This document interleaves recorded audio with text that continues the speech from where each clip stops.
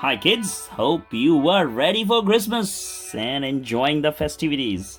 This is G-Man from Gmankidszone bringing to you yet another 5-minute Christmas stories. Today's story is Disney Pixar Monsters Christmas in Monstropolis. Let's dive in. Mike Wazowski was Monster Inc.'s top laugh collector. But one day he had other things on his mind besides work. Mike walked through the busy streets of Monstropolis. "Come on," he called to his best friend Sully. "We can't be late for a Christmas committee meeting. I am in charge of getting the whole city ready." Christmas is coming. Mike had big plans. He pictured Monstropolis glowing from top to bottom. And to cap it off, he planned to set up a huge Christmas tree in the center of the city.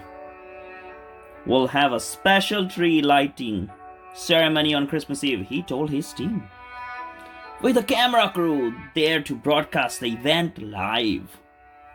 Sully nervously looked over Mike's plans. "This is going to take a lot of laugh power, Mikey," he said. "I'm not sure."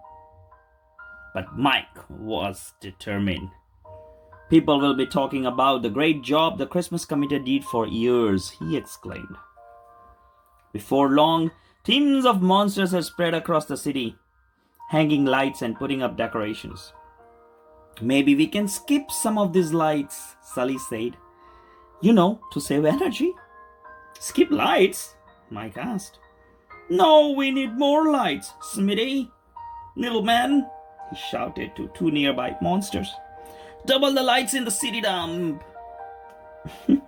Mike's very excited. Soon Christmas Eve arrived. All around Monstropolis, lights shone so brightly that passers-by had to squint and shield their eyes. In the city center, hundreds of monsters gathered to witness the tree lighting. TV crews set up cameras to capture the event. "See, Sully?" Mike said. "The power is just fine, and you were worried." Suddenly, all the Christmas lights went out. Mike looked around in alarm. It wasn't just his decorations that had turned off, the power had gone out across the whole city. "Oh, it's Christmas Eve and there is no power? What to do next?" "What's going on, Wazowski?" one monster yelled angrily. "Yeah," another monster cried. "We want answers and lights," someone else bellowed. The crowd began to murmur angrily. "Don't worry, folks," Mike shouted above the growing noise. "Just a little hiccup. We'll have this fixed in a jiffy." Sully turned to Mike. "The factory is closed for the holidays," he whispered. "Everyone's on vacation. How exactly are we going to generate enough power?"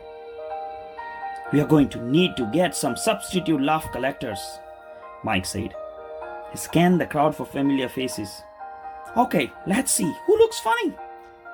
His gaze settled on Smitty and Needleman. "Hey, you two," he called. "Over here." Sully and Mike quickly ushered their new laugh collectors to Monsters Inc. It was up to the four of them to turn the city's power back on. Ooh, that looks like some task. At the factory, Sully stopped short. He gazed at the hundreds of doors hanging from the conveyor belt. Without power, Sully would need to pull them into one place himself.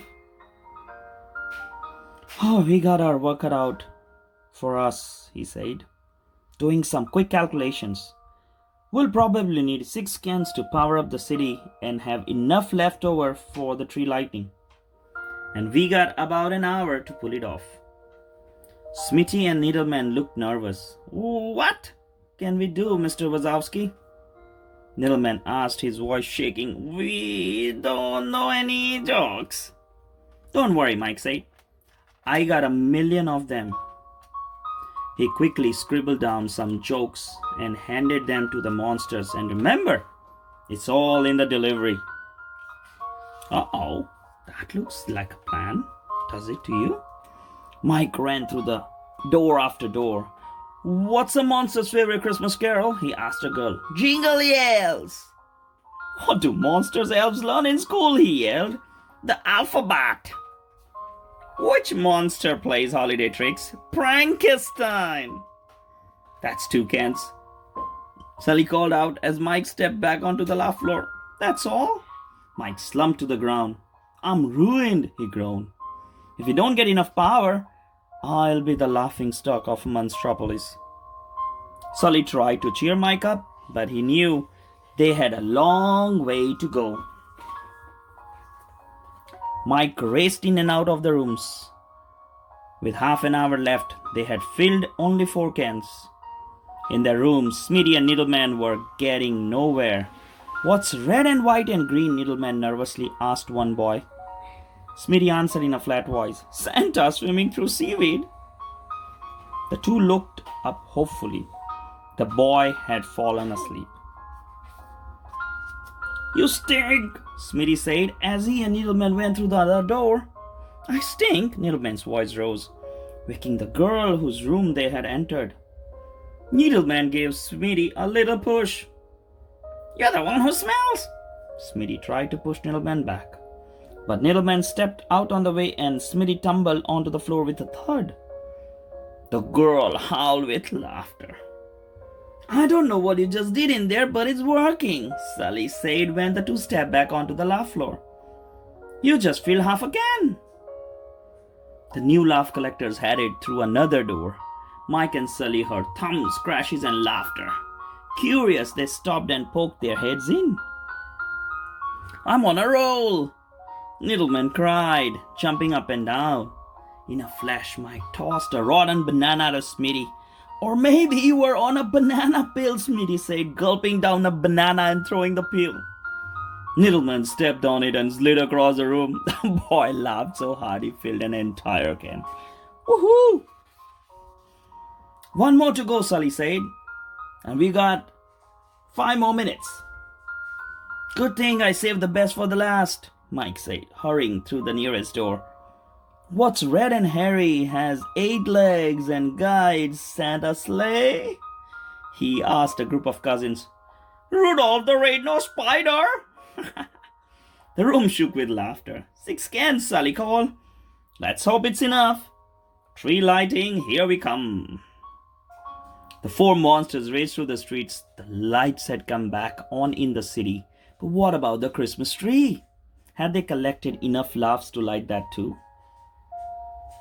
By the time they reached the city center, monsters stood shoulder to shoulder, waiting for the lighting. Mike crossed his fingers. He knew all eyes were on him. Taking a deep breath, he flipped the switch, but nothing happened.